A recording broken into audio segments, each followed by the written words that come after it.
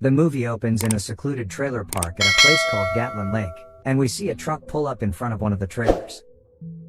Inside, an elderly couple is sleeping peacefully, until the wife awakens to the sound of a loud knock. She carefully approaches the door and peers outside, only to see the empty truck.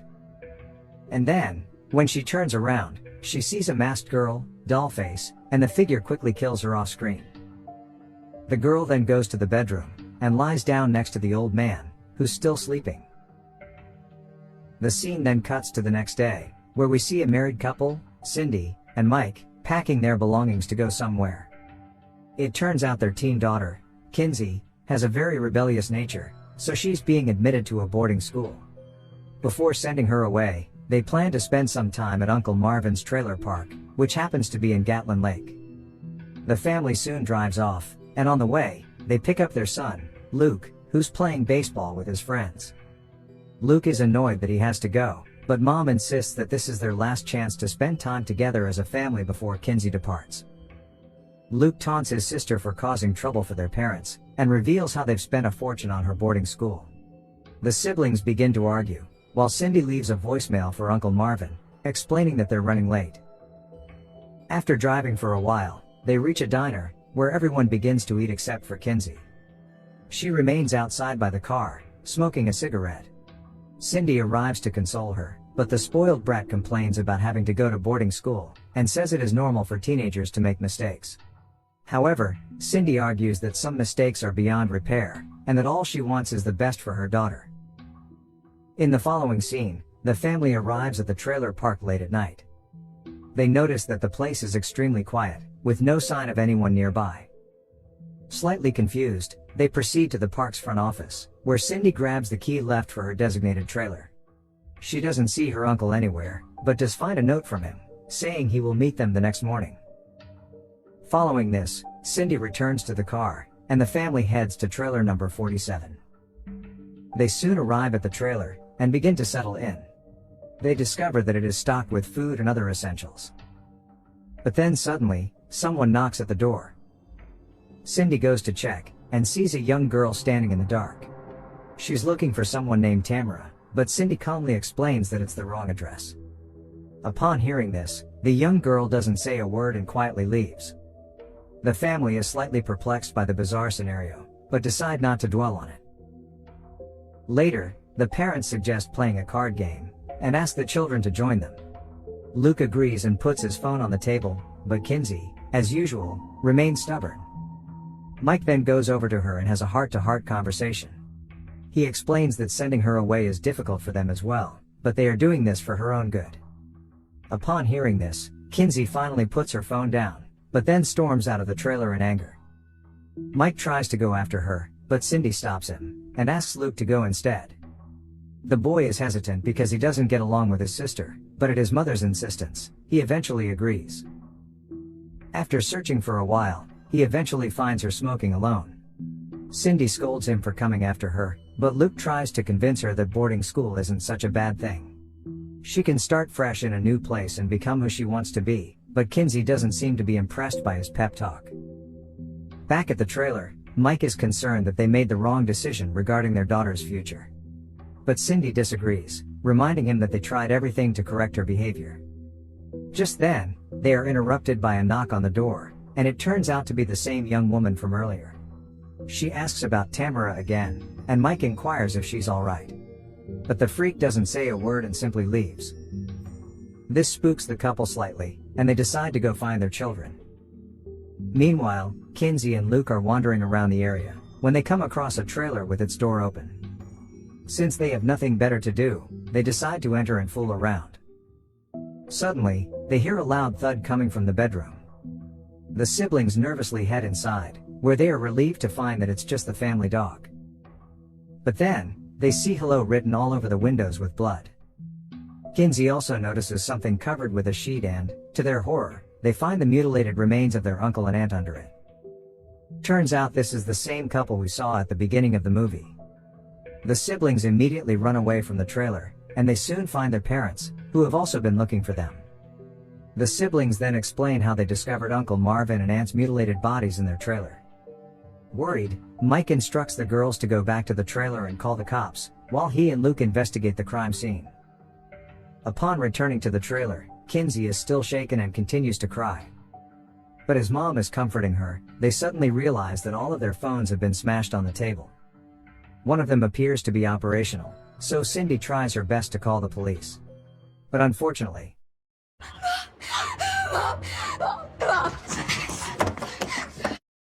Dollface appears at that moment and ready to kill them. The mom and daughter immediately run to the bathroom and lock the door. However, they know that it is only a matter of time before the freak breaks in. The duo soon notices a sunroof window in the ceiling, and decides to escape through there. They manage to open the window, but by this time, Dollface has also broken the door. Cindy reacts quickly and pushes her daughter outside. Unfortunately, when it's her turn, Dollface arrives, and brutally stabs the poor mom in the stomach. Kinsey watches it all go down right in front of her eyes. Moments later, she tragically passes away, and Kinsey has no choice but to run away from there. On the other hand, the father and son arrive at Uncle Marvin's trailer. Mike is shocked to see the mutilated bodies, and he immediately grabs the landline to call the cops, but discovers that the wire is severed.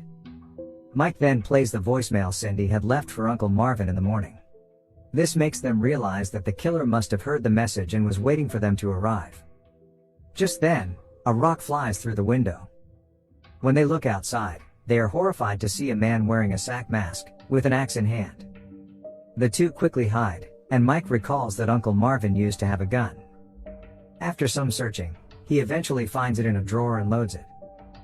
He then calls out to the masked man, stating that he has a gun and will use it in 5 seconds. Mike starts counting to 5, and when he looks outside again, the masked man is gone. Taking advantage of this, the father and son run away from the trailer. In another scene, Kinsey arrives in front of a fence, but struggles to escape through it. Dollface continues to chase after her, forcing her to run in the other direction. On the other hand, Mike and Luke return to the trailer, and discover their phones smashed and the bathroom door destroyed.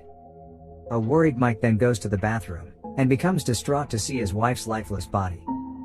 Luke also rushes to see her, but Mike stops him. He urges his son to be strong as they need to find Kinsey.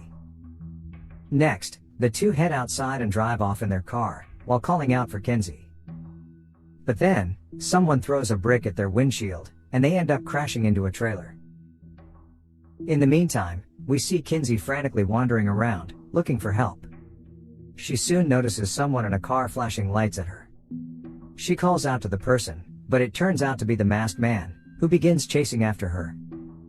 A horrified Kinsey makes a run for it, and seeks refuge inside a playground tunnel. When the car arrives in front of tunnel, she screams at the killer to leave her alone. But then all of a sudden, leave us alone! But we've just started.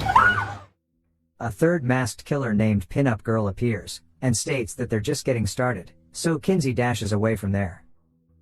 Meanwhile, in the car crash, we see Mike seriously injured, and pinned to his seat by a wooden beam. Realizing that he's not going to survive, he urges his son to leave. Luke asserts that he's not going to leave without him, but Mike says that his sister needs him more. He also hands him the loaded gun for protection, so a tearful Luke bids goodbye to his father, promising to return back soon. As soon as he leaves, the masked man appears and silently gets inside the car. Mike begs him to leave his family alone, and questions why he's doing all this. But the killer doesn't speak a single word, he instead turns on the music in the car. Mike realizes his end is near and begins to curse him, so the killer swiftly finishes him off with a single stab to the throat. In the next scene, Kinsey runs into another trailer to hide. She soon hears music coming from the bedroom, so she follows the sound, until she comes across a Jack-in-the-Box toy. Unfortunately, this turns out to be a trap as Dollface suddenly appears. She stabs Kinsey's arm and leg, right when Luke shows up and points his gun at her. The freak doesn't appear to be intimidated, and calmly asks if he's going to shoot her. However, Luke can't bring himself to pull the trigger. Kinsey requests the gun so she can shoot the psycho, but Luke refuses and leads her away from there. Afterward, the siblings discover another empty trailer, and climb in through a window. Luke then tends to his sister's injuries, but she experiences a mental breakdown. She feels guilty for not being able to help Mom, but Luke asserts that it's not her fault. However, their moment is cut short when the killers ram their truck through the trailer wall, forcing the siblings to jump out of a window. While fleeing, Luke notices that his sister's leg is severely injured, and she's unable to run. So, he hides her on a porch, and asks her to remain there until he returns. He now plans to go to the park's front office and call the police, and it is here that Kinsey says she loves her brother. Next, Luke arrives at the front office, and manages to get a hold of 911. He explains the situation to the operator, but the call is cut short before he can provide more important details. Moments later, weird noises start coming from all directions. This scares poor Luke, so he grabs a golf club, right when Pin-Up Girl shows up behind him, while the masked man begins to bang on the front door. Luke runs through the back door, and arrives at a large pool. And then all of a sudden, he easily knocks Pin-Up Girl down with the golf club. But as he proceeds to remove her mask,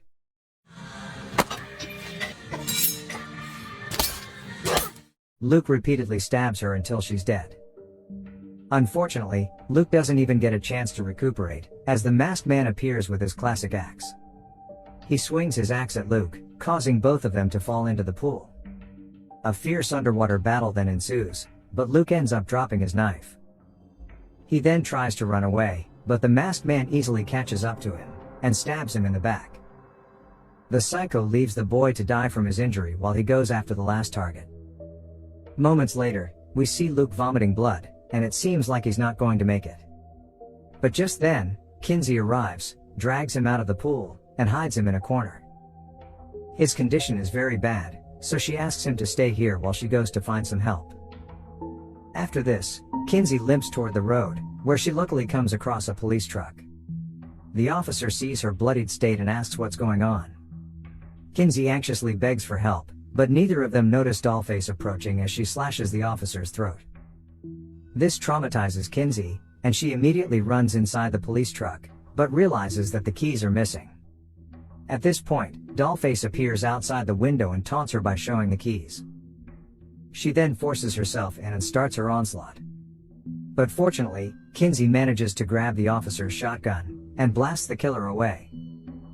She then sees Dollface on the verge of death.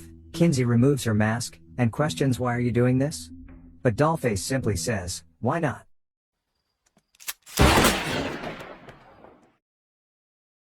Next, she gets inside the vehicle, and decides to head to her brother.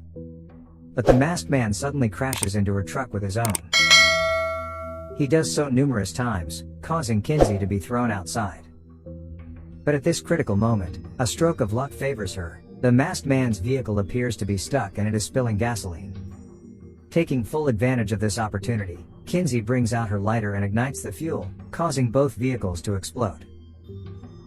During this, she assumes the killer is finally dead, but to her horror, he starts driving toward her even in the burning car. A helpless Kinsey runs to a small, narrow bridge, where she collapses due to her injury. Soon after, the masked man emerges from his truck, armed with an axe. The majority of his body is burnt, and a large piece of glass has impaled him in the abdomen. He somehow pulls the glass out, but soon loses consciousness due to his injuries. After this, Kinsey walks to the main highway where she manages to stop a vehicle. A woman asks what's happening, but she instantly returns to the vehicle as it turns out the masked man is back again. Kinsey quickly climbs onto the back of the truck, while the masked man also jumps in. Fortunately, Kinsey finds a baseball bat, which she uses to bash him in the head. This knocks him off the truck, and he appears to be dead. In the final scene, we see Luke recovering in the hospital, while Kinsey sits by his side, lost in contemplation. The horrors of the night before will traumatize her throughout her life, but at least they made it through. But before the film ends, she hears a strange sound outside the room, followed by a knock on the door.